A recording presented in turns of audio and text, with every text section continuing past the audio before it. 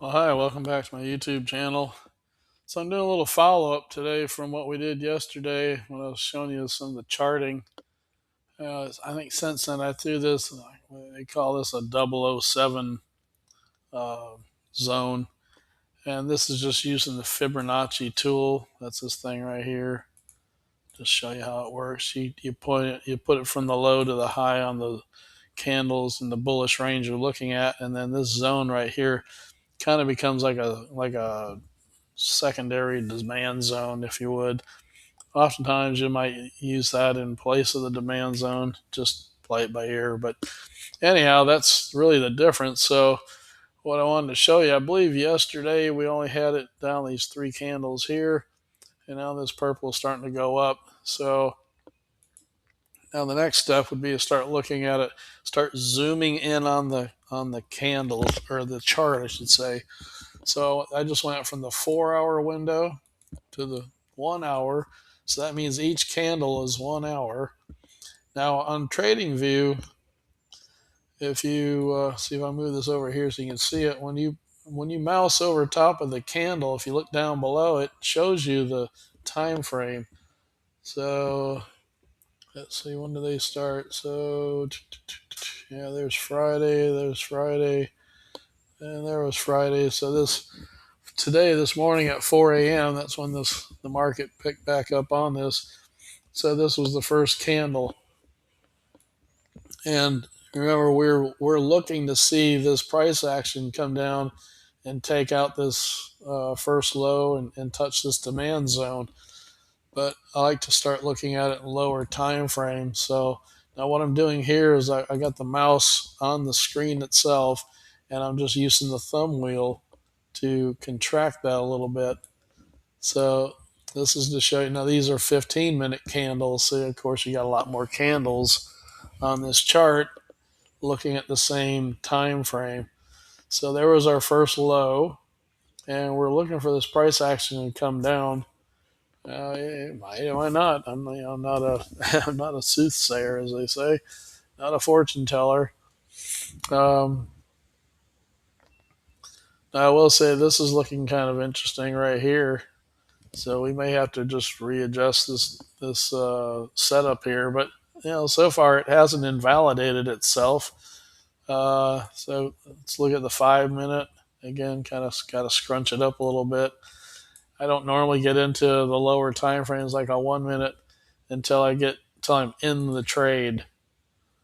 So I think I'm going to go back here to this 15-minute chart on this one just to kind of keep an eye on it.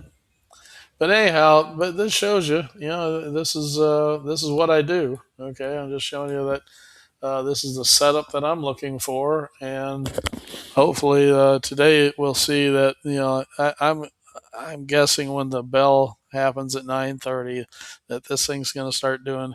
It's going to start doing something like this. I finally found the right tool here.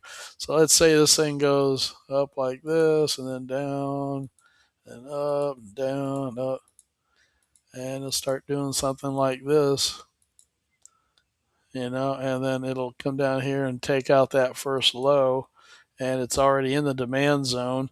So then I wouldn't be surprised it starts doing something like this.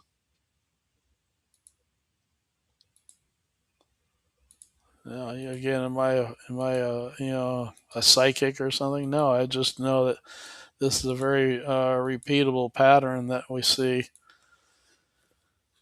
and so this might happen, it might not. Again, if it comes down and keeps going down, then that will invalidate this setup, and then it'll be time to start looking for another setup and going from there. But that's what I do. Now once I get into the trade, then I'm going to switch down to the 1 minute candle, and then I would get zoomed in.